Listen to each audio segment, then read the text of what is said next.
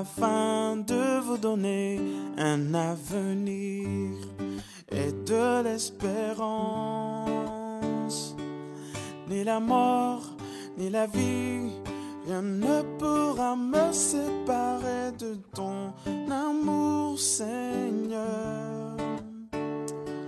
Si je tombe, si j'ai peur, mon cœur entend toujours chanter la voix de ton amour.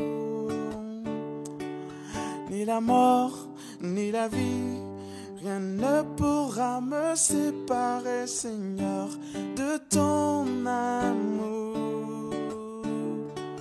Si je tombe, si j'ai peur, mon cœur entend toujours chanter la voix de ton amour. Projet de paix et non de malheur. Au projet de paix et non de malheur. Merci Seigneur pour ces projets de paix pour chacun d'entre nous. Et ce soir, nous voulons croire, mettre notre confiance en Dieu, qu'il a des projets de paix pour chacun d'entre nous. Amen. Amen. Alléluia. Alléluia. Nous voulons prendre ces instants vraiment pour louer le Seigneur par ce chant qui dit « Car Dieu est un Dieu puissant, qui règne avec sagesse, amour. C'est un Dieu tout-puissant.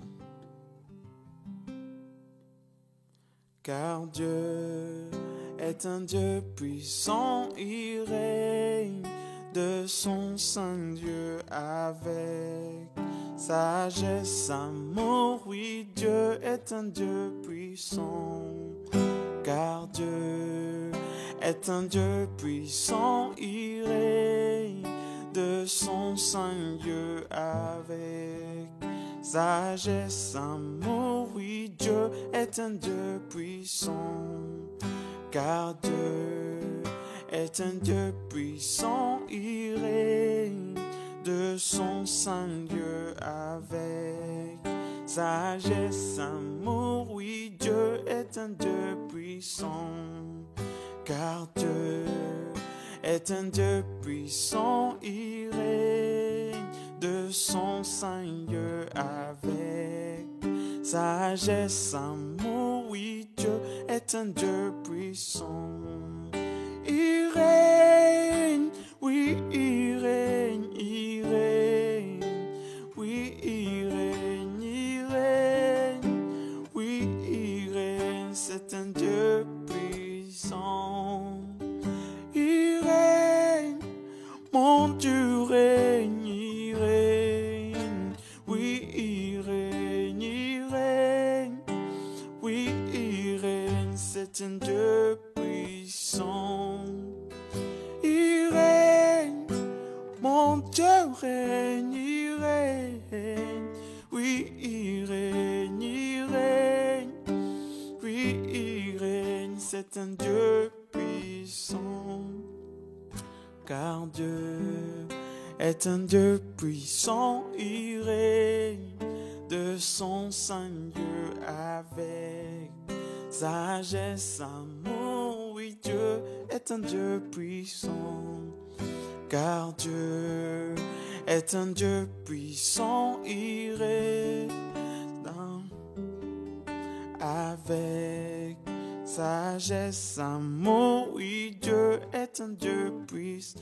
Car Dieu est un Dieu puissant, il règne de son Saint Dieu avec sagesse, amour. Oui, Dieu est un Dieu puissant. Il règne, oui, il règne, il règne. Oui, il règne, il règne. Oui, il règne, c'est un Dieu puissant. Il règne, mon Dieu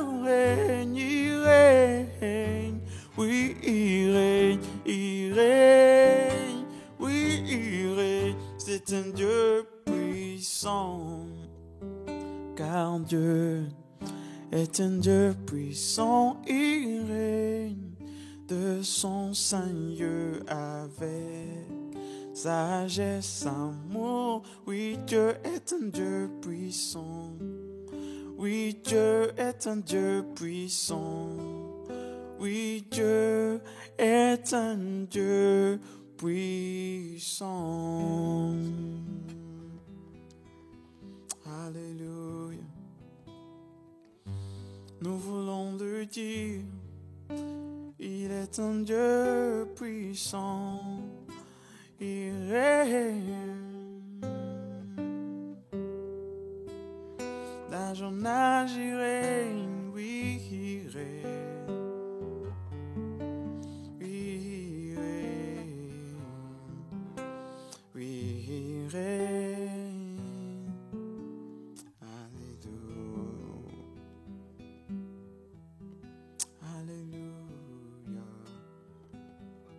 Alléluia. Merci Seigneur.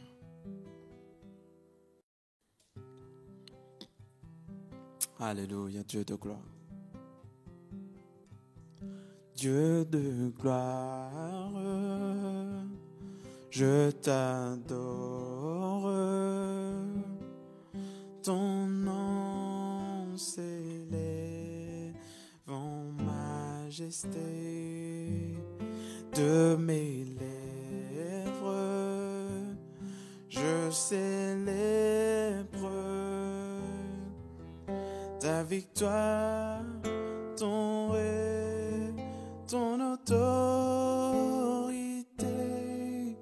Digne es-tu, agneau de Dieu. Digne es-tu, agneau de Dieu.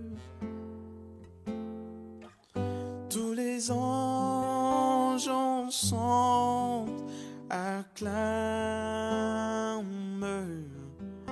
la puissance de ton nom. Dieu de gloire, je t'adore. Ton nom s'élève en majesté de mes lèvres. Je célèbre ta victoire, ton règne, ton autorité. Digne es-tu, agneau de Dieu. Digne es-tu, agneau de Dieu. Tous les anges ensemble acclament la puissance de ton nom. Digne es-tu, agneau de Dieu. Digne es-tu, agneau de Dieu. L'univers entier proclame la beauté de ton saint nom. Dieu de gloire, je t'adore. Ton nom s'élève en majesté de mes lèvres. Je célèbre ta victoire, ton règne, ton autorité. Digne es-tu, agneau de Dieu. Digne es-tu, agneau de Dieu.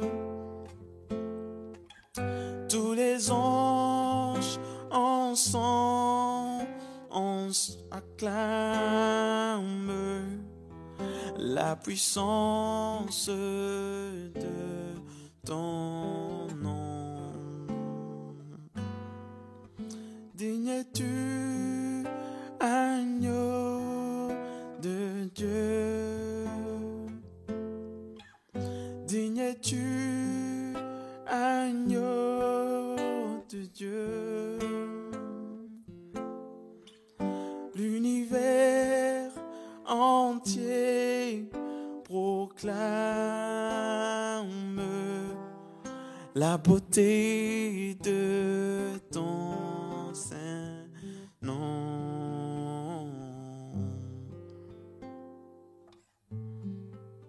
Alléluia. Alléluia. Exprimons-nous devant Dieu.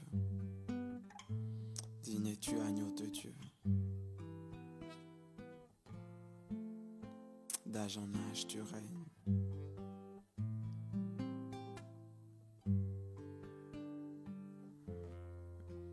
Alléluia.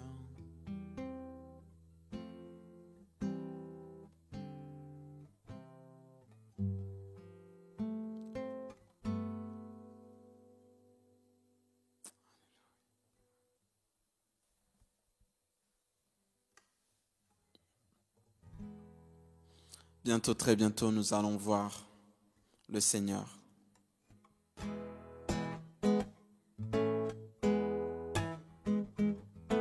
Bientôt, très bientôt, nous allons voir le Seigneur. Bientôt, très bientôt, nous allons voir le Seigneur. Bientôt, très bientôt, nous allons voir le Seigneur. Alléluia, alléluia, nous verrons le Seigneur. Bientôt, très bientôt, nous allons voir le Seigneur. Bientôt, très bientôt, nous allons voir le Seigneur. Bientôt, très bientôt, nous allons voir le Seigneur. Alléluia, alléluia, nous verrons le Seigneur. Plus de maladies, nous allons voir le Seigneur. Plus de maladies, nous allons voir le Seigneur. Plus de maladies, nous allons voir le Seigneur. Alléluia, alléluia, nous verrons le Seigneur. Bientôt, très bientôt, nous allons voir le Seigneur. Bientôt, très bientôt, nous allons voir le Seigneur. Bientôt, bientôt, très bientôt, nous allons voir le Seigneur. Alléluia, alléluia, nous verrons le Seigneur. Plus de peur là-haut, nous allons voir le Seigneur. Plus de peur là-haut, nous allons voir le Seigneur. Plus de peur là-haut, nous allons voir le Seigneur. Alléluia, alléluia, nous verrons le Seigneur. Alléluia, alléluia, nous verrons le Seigneur. Alléluia, alléluia, nous verrons le Seigneur. Alléluia. Amen. Avant d'écouter la parole de Dieu, nous allons chanter ce dernier chant qui dit Dieu d'éternité. La force est pour celui qui se confie et repose en l'Éternel. Oui, en l'Éternel.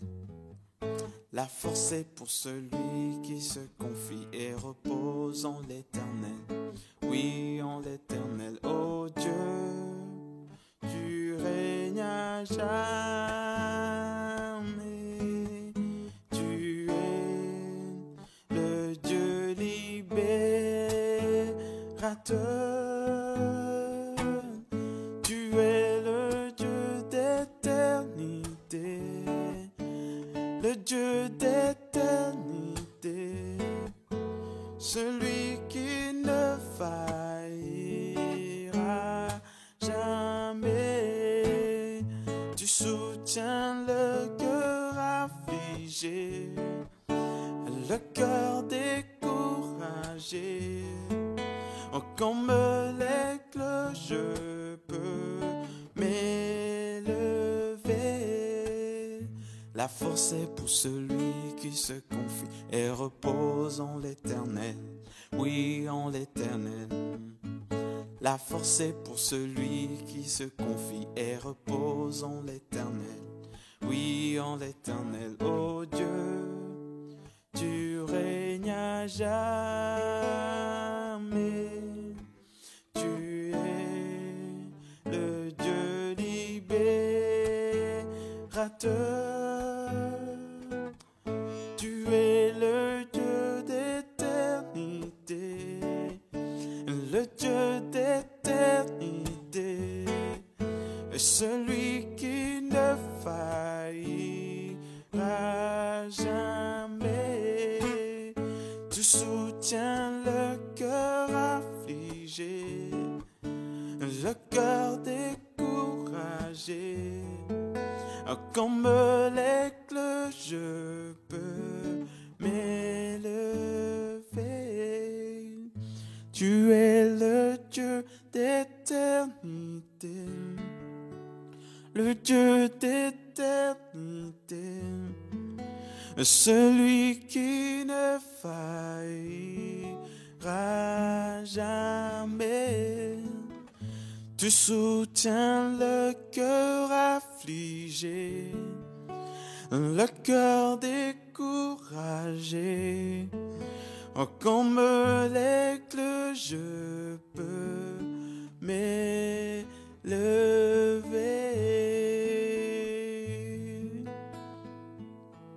Amen. Soyez bénis. Laissons la place à la parole de Dieu.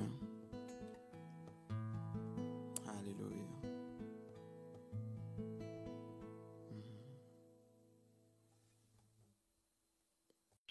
Bonjour à toutes et à tous.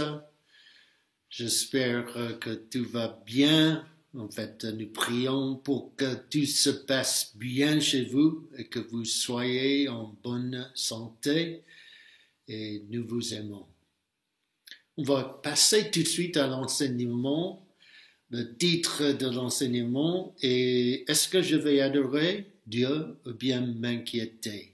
On va étudier le psaume 95 ce soir, si vous avez une Bible chez vous. Et est-ce que nous allons nous inquiéter ou allons-nous adorer Dieu? S'il y a quelque chose dans laquelle Satan veut que nous vivions pendant cette crise de virus, c'est l'inquiétude et la peur. Et pendant qu'il est naturel de se préoccuper du présent et de l'avenir, l'ennemi, Satan, nous attaquera avec des pensées de désespoir et de peur. En fait, la Bible nous dit dans Jean au chapitre 8 au verset 44 que Satan est un menteur et l'une de ses armes les plus efficaces est de corrompre notre esprit avec des mensonges. Les mensonges de Satan, nous le savons bien, ne sont ni factuels ni réels. Satan nous attaquera avec des pensées de « vous ne sortirez jamais de la crise vivante ». Vous allez attraper le virus et mourir. L'enfermement, le confinement ne prendra jamais fin. Vous ne serez jamais en bonne santé. Vos enfants ne viendront jamais à Jésus. Vous allez perdre votre travail. Personne ne vous aime. Personne ne se soucie de vous au milieu de confinement. Et ce que nous faisons est que nous prenons les pensées de Satan et les faisons nôtres. Et nous disons, je ne sortirai jamais de la crise vivant. Je vais attraper le virus et mourir. L'enfermement, le confinement ne prendra jamais fin. Je ne serai jamais en bonne santé. Nos enfants ne viendront jamais à Jésus. Je vais perdre mon travail. Personne ne m'aime. Personne ne se soucie de moi au milieu de confinement. Ce sont, j'appelle ces pensées comme cela, des imaginations vaines. Des vaines imaginations traversent nos esprits et présentent toutes sortes de pires scénarios ainsi que des images craintives, inquiétantes et anxieuses dans nos esprits. L'ennemi veut utiliser notre imagination pour nous présenter des scénarios mauvais dans l'espoir que nous serions d'accord avec ces mensonges. Les imaginations vaines commencent par une pensée, une seule pensée.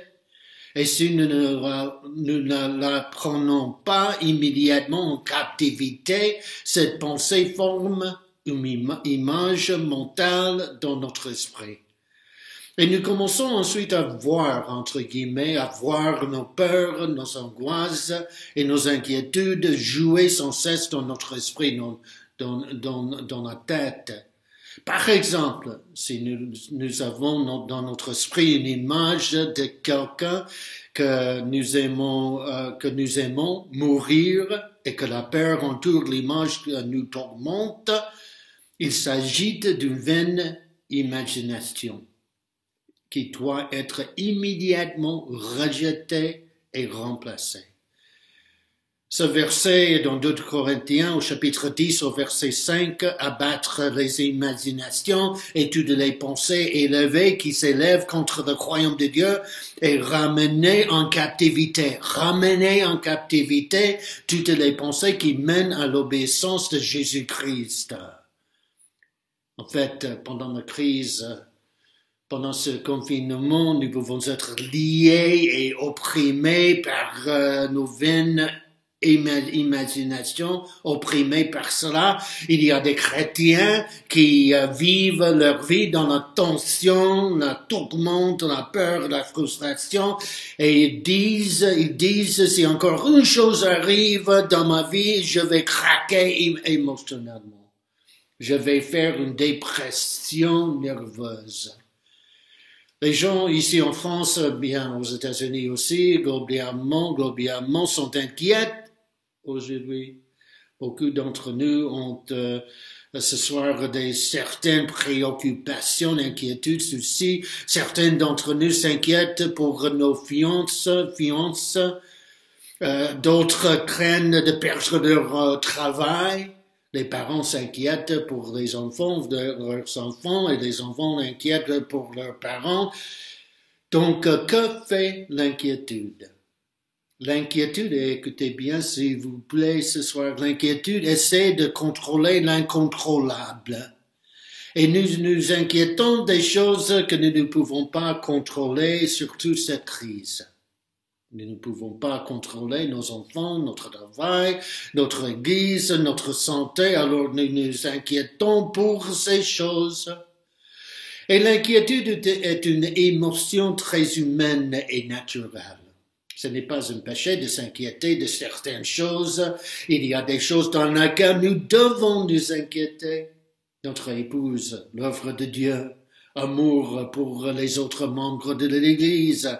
Il est naturel de s'inquiéter si vous entendez quelqu'un qui est en train d'entrer dans votre maison en pleine nuit avec l'intention de vous voler. Mais l'inquiétude devient un péché quand elle contrôle nos vies émotionnellement. L'inquiétude peut devenir un péché pour 2 raisons. Premièrement, parce qu'elle déplace Dieu dans notre vie. Et si vous commettez le péché d'inquiétude, vous vivez comme si Dieu n'existe pas. Et deuxièmement, parce que l'inquiétude vous distrait des choses importantes dans la vie. Tant que vous vous inquiétez, vous ne pouvez rien faire d'autre. Vous êtes étranglé par l'inquiétude. Vous vivez comme si vous seul pouviez résoudre vos problèmes. Comment pouvons-nous savoir, c'est une bonne question ce soir, comment pouvons-nous savoir que quand nos inquiétudes sont devenues des préoccupations précieuses? Voici trois directives pratiques. Vous vous inquiétez trop lorsque la chose qui vous préoccupe est la première chose à laquelle vous pensez le matin et la dernière chose à laquelle vous pensez le soir. 2. Quand vous vous trouvez à y penser à chaque moment libre. Et 3. Quand vous parlez de votre inquiétude dans chaque conversation. L'inquiétude vient dans nos vies au moment les plus gênants. Une fois que l'inquiétude nous saisit, elle peut détruire notre joie, en particulier la joie du Seigneur dans notre vie. Cela peut étouffer l'onction de Dieu dans nos vies. En fait, au lieu d'être vainqueurs, nous sommes submergés par les mensonges de l'ennemi. Proverbe au chapitre 12, au verset 25, nous dit « L'inquiétude alourdit une personne ». Donc, la question est donc de savoir comment vous et moi, nous pouvons gérer nos inquiétudes. Ce n'est pas si, mais c'est quand. Que puis-je faire? Que pouvons-nous faire avec nos soucis? 1. Identifiez vos soucis. Identifiez-les spécifiquement.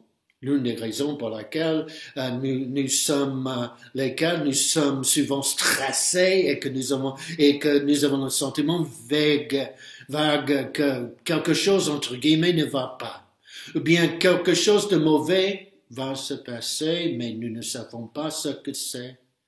Identifions nos inquiétudes et en les écrivant même et en parlant à quelqu'un de ce qui nous fait peur. 2. Demandons-nous quelle est la pire chose qui puisse arriver si ce qui nous préoccupe se passe réellement. Dans la plupart des cas, la pire chose qui puisse arriver est très gérable dans nos vies. 3. Donnons nos soucis à Dieu. Identifiez nos soucis, donnons nos soucis à Dieu. Donnons nos soucis à Dieu, demandons quelle est la pire chose qui puisse arriver si ce qui nous préoccupe se passe réellement. Et 3, donnons nos soucis à Dieu. Et vous le savez bien. Psaume au chapitre 55 au verset 22 nous dit « Remets toutes sortes à l'Éternel, remets ton sorte à l'Éternel et il te soutiendra et ne laissera jamais chanceler le juste. » Et Dieu nous dit ce soir, donne-moi tes soucis, je vais m'en occuper. Si cela vaut la peine de paniquer, ça vaut la peine également de prier au Seigneur, de demander au Seigneur. Comme Pierre nous encourage en Pierre au chapitre 5 au verset 7, et déchargez-vous sur lui tous vos soucis, car lui-même prend soin de vous. Donc, je suggérerais que nous prions plus, si nous prions plus, nous nous inquiétons moins. Comme nous avons étudié la semaine dernière, Philippiens au chapitre 4, au verset 16, ne vous inquiétez de rien, on a étudié cela, mais en toutes choses faites connaître vos besoins à Dieu par des prières et des supplications, avec des actions de grâce et la paix de Dieu.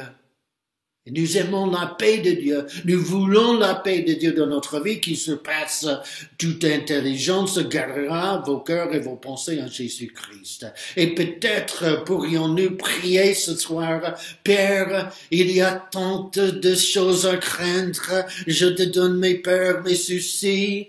Je sais que lorsque je te donne mes inquiétudes, tu t'occupes.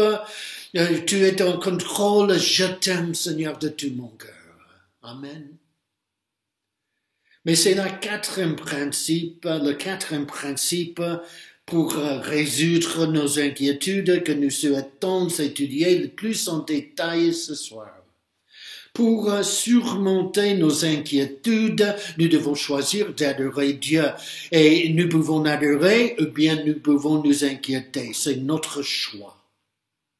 On va aller au psaume au chapitre 95, un psaume de louange et d'adoration. Ce psaume a été chanté en fait à l'époque de la fête des tabernacles, lorsque les enfants d'Israël donnaient gloire et la louange à Dieu pour la manière dont il leur avait pourvu, il leur avait pris soin. Et ce psaume est divisé en deux appels à la louange. Les versets 1 à 5 et puis les versets 6 et 7. Le psalmiste nous dit clairement que lorsque nous nous concentrons sur la grandeur de Dieu, nous adorerons plutôt que nous inquiéter. Quoi que nous nous concentrons détermine la manière dont nous traitons à bien réagir à nos problèmes qui arrivent, qui viennent dans nos vies. Répétez après moi ce soir, chez vous, Dieu est en contrôle. Dieu est en contrôle. Croyez-vous cela ce soir? Psaume au chapitre 95, au verset 1, venez, chantons avec allégresse à l'Éternel. Poussons des cris de joie. On a étudié la joie la semaine dernière, vers le rocher de notre salut. Allons au-devant de lui avec des louanges, faisons retentir des cantiques en son honneur. Au verset 3, car l'Éternel est un grand Dieu. Est-ce que vous le croyez ce soir? L'Éternel est un grand Dieu. Il est un grand roi au-dessus de tous les dieux. Il tient sa main. Les profondeurs de la terre et les sommets des montagnes sont à lui. Et la mer est à lui. C'est lui qui l'a fait. La terre aussi. Ses mains l'ont formée. Jérémie au chapitre 32, au verset 17 nous dit, « Ô Seigneur éternel, voici tu as fait le ciel, la terre, par ta grande puissance et par ton bras étendu. Rien n'est étonnant de la part, rien n'est trop difficile pour toi. » Et vous pourriez dire, Georges, je comprends cela, mais vous ne connaissez pas ma situation. Mais nous n'avons pas à connaître votre situation. Tout ce que nous avons besoin de savoir, c'est Dieu, et Dieu est Seigneur, et rien n'est trop difficile pour lui. Vous pouvez être sur le point de divorcer, effrayé parce que vous avez reçu un rapport du médecin indiquant que vous avez le virus et vous pouvez être en train de prier pour qu'un prodigue revienne à Jésus. Vous pouvez avoir une habitude terrible ou bien une dépendance que vous ne pouvez pas vaincre. Rien n'est impossible avec Dieu. Rien n'est impossible avec Dieu. Répétez après moi ce soir, rien n'est impossible avec Dieu. Au verset 6, venez, prosternons-nous et humilions-nous, fléchissons le genou devant l'Éternel, notre Créateur, psaume au chapitre 95, au verset 7, car il est notre Dieu. Et nous sommes le peuple de son pâturage, le troupeau que sa main conduit.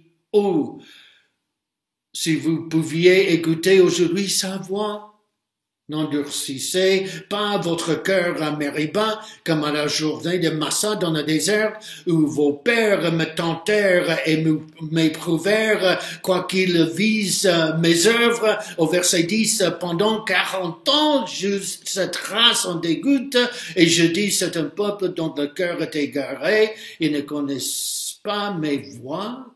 On va revenir sur ce verset. Aussi jouerai dans ma colère et n'entreront pas dans mon repos. Donc le psalmiste nous enseigne que pour que nous puissions gérer efficacement les inquiétudes, nous devons être bien concentrés. La louange nous aide à nous concentrer vers Dieu. La louange détourne de notre attention de nos problèmes et les confier à Dieu. Nous devons passer du temps dans la présence de Dieu. Nous devons louer Dieu. Dieu trouve intéressant que la première réaction des chrétiens de l'Église primitive à la persécution et à la souffrance était d'adorer Dieu. Pierre et Jean, par exemple, sont en prison pour avoir guéri un mendiant et avoir prêché la bonne nouvelle de Dieu. Et les autorités les ont laissés partir parce que tout le monde louait Dieu pour le miracle accompli. Dans les Actes au chapitre 4, au verset 23, 24 et 31, après avoir été relâchés, ils allèrent vers les leurs et racontèrent tout ce que les principaux sacrificateurs et les anciens leur avaient dit. Et lorsqu'ils l'eurent entendu, ils élevèrent à Dieu la voix tous ensemble et dirent, Seigneur, toi, qui a fait le ciel, la terre, la mer et tout ce qui s'y trouve. Et quand ils eurent prié, au verset 31, le lieu où ils s'étaient assemblés trembla et ils furent tous remplis du Saint-Esprit. Ils annonçaient la parole de Dieu avec assurance. Donc, au lieu de nous inquiéter, nous devons adorer Dieu de tout notre cœur. Et remarquez comment les Hébreux ont adoré Dieu. Ils sont venus devant lui en psaume au chapitre 95, avec enthousiasme, sans réserve, en louant leur Créateur. Au premier verset, le psalmiste dit « chante de joie avec des cris de joie, chantons avec allégresse ». Et au deuxième verset, il dit « faisons retentir des cantiques en son honneur ».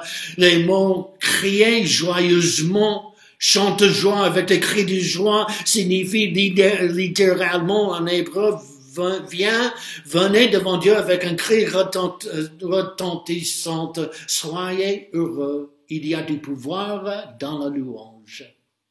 Daniel, au chapitre 6, Daniel prie 3 fois par jour et rend grâce à Dieu, et c'est la raison pour laquelle Dieu le délivre de la fosse aux lions. Shadrach et Meshach et Abednego louent Dieu et en conséquence Dieu les délivre d'une fournaise ardente. Et nous connaissons cette histoire de la façon dont louange et adoration ont rendu Paul et Silas emprisonnés dans les Actes au chapitre 16, comme ils chantaient et louaient Dieu vers minuit, un tremblement de terre se produise et de porte de prison s'ouvrirent. Le geôlier a été converti et toute sa maison a été sauvée. La louange fera tomber toutes les chaînes. Amen. Et Josaphat envoie la chorale de mon ex-armée d'Israël, louant Dieu. Et ses ennemis sont vaincus, et le peuple loue. Et Josaphat priait, et l'Esprit du Seigneur s'abattit sur le prophète Jaziel dans 2 Chroniques, au chapitre 20, au verset 15. Ainsi vous parle l'Éternel, ne craignez point, et ne vous effrayez point devant cette multitude nombreuse, car ce ne sera pas vous qui combattrez, ce sera Dieu. Nous pouvons louer le Seigneur ce soir. En fait, nous devons louer le Seigneur ce soir. Nous devons louer le Seigneur d'avoir respiré pour la santé, la nourriture, la famille, le travail, une maison, une église, sa présence, le salut, la pardon. Psaume au chapitre 120, 50 au verset 6, que tout ce qui respire, louez le Seigneur de tout notre cœur ce soir. Et quand nous louons Dieu, la Bible nous dit dans Romains au chapitre 16 au verset 20 que le Dieu de la paix écrasera Satan sous nos pieds. Le psalmiste nous dit que la première raison pour laquelle nous devrions adorer Dieu n'est pas nous inquiéter et que Dieu contrôle tout, même lorsque nous sommes hors de contrôle. Et voyons au verset 3, psalmiste écrit le grand roi avec tous les dieux. Ça veut dire que le psalmiste n'implique pas qu'il existe d'autres dieux. Il souligne le fait que si nous ne faisons pas attention, nos problèmes peuvent devenir nos dieux. Nous pouvons commencer à adorer nos inquiétudes, nos problèmes, au lieu d'adorer Dieu. Certaines personnes comptent plus sur leur peur qu'à Dieu. Ils disent bien, si je peux juste avoir assez de peur, mes problèmes seront résolus. Si je m'inquiète assez, je serai guéri. Et en fait, même comme croyants, nous pouvons être tellement concentrés sur nos problèmes qu'ils vont contrôler nos esprits, nos actions et nos attitudes. Mais quand on voit Dieu, comme il devrait être vu, tout le reste se met en place. Et le verset 4 nous dit que les profonds de la terre, des sommets, les montagnes, les sommets de les montagnes, des montagnes sont dans les mains de Dieu. Dieu connaît les hauteurs que personne n'a jamais montées et les profondeurs que personne n'a été jamais capable de creuser. Dieu connaît toutes les façons de sa création. Dieu connaît également vos problèmes, leur hauteur, leur profondeur, leur largeur. Rien de ce que vous pouvez apporter à Dieu ne le prendra par surprise. En fait, Dieu n'est pas au ciel en se tordant les mains et en disant qu'est-ce qu'un Dieu va faire. Non, il les connaît, nos problèmes, mais il a le pouvoir aussi de les résoudre. Et les versets 5 nous disent que la mer est à lui et que ses mains ont formé la terre,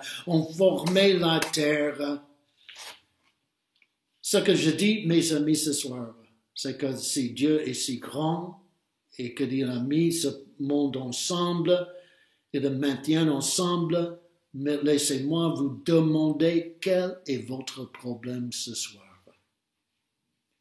S'il vous plaît, ne vous méprenez pas. Je ne veux pas minimiser vos problèmes. Ils sont réels. Mes problèmes sont réels. Ils sont douloureux. Ils font mal. Ils ne sont pas amusants. Mais la raison pour laquelle nous devons nous concentrer sur la grandeur de Dieu et de nous rappeler que nous ne sommes pas seuls. Dieu est en contrôle ce soir.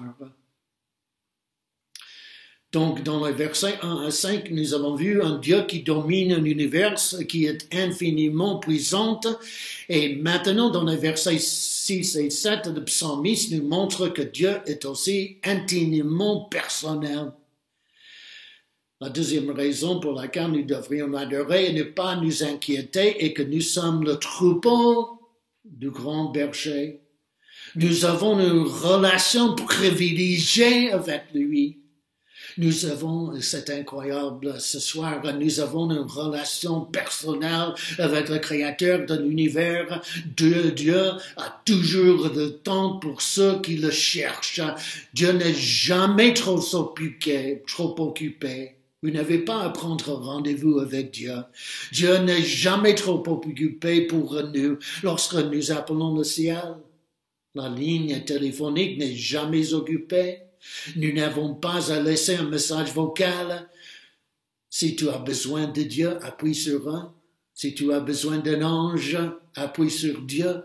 Si tu as besoin d'aide financière, appuie sur 3. Non, Dieu s'occupe de nous. Dieu sait bien nos problèmes parce que nous sommes uniques dans ses yeux.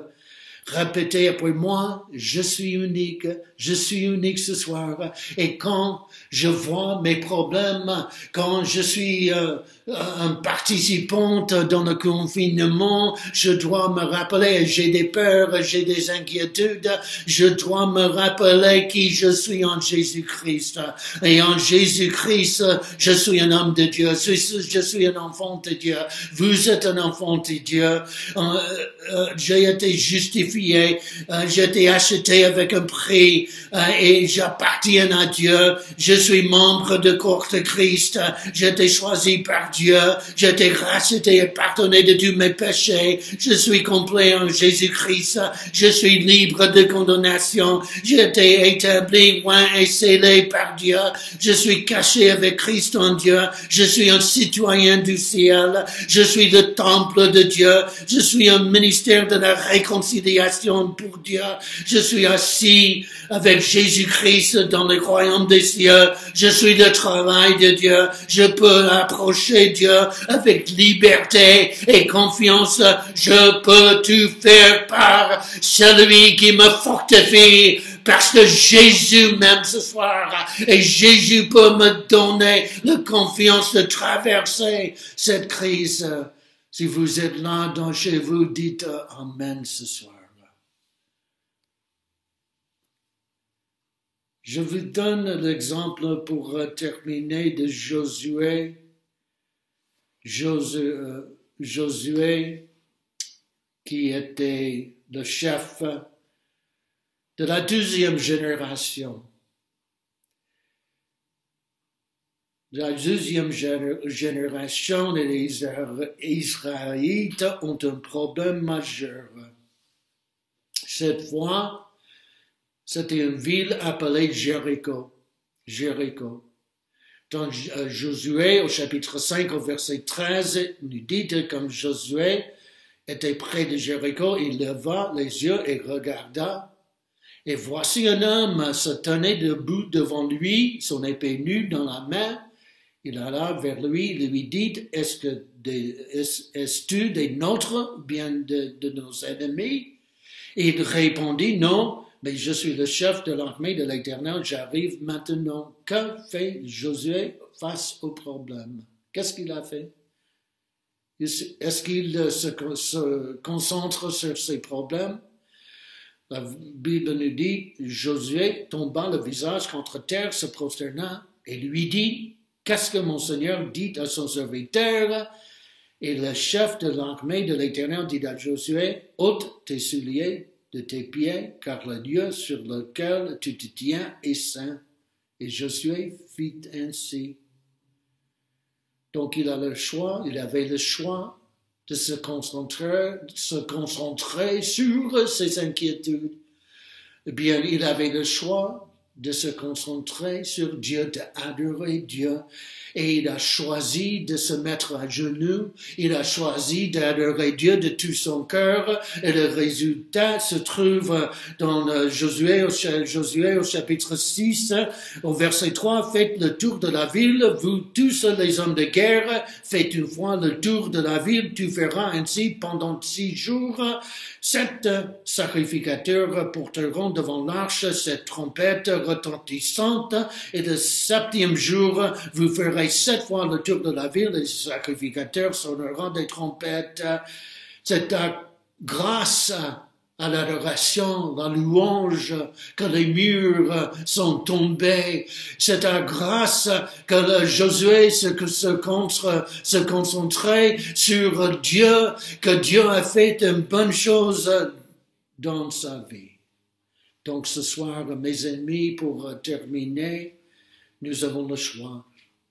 Nous pouvons nous concentrer sur le problème, ou bien nous pouvons nous concentrer sur le solutionner de nos problèmes. Nous pouvons adorer, ou bien nous pouvons nous inquiéter. Le choix nous appartient. Nous pouvons nous inquiéter, ou bien nous pouvons écouter. Et ça, c'est ceci. Lorsque tout ce qui nous reste est Dieu, Dieu est suffisant.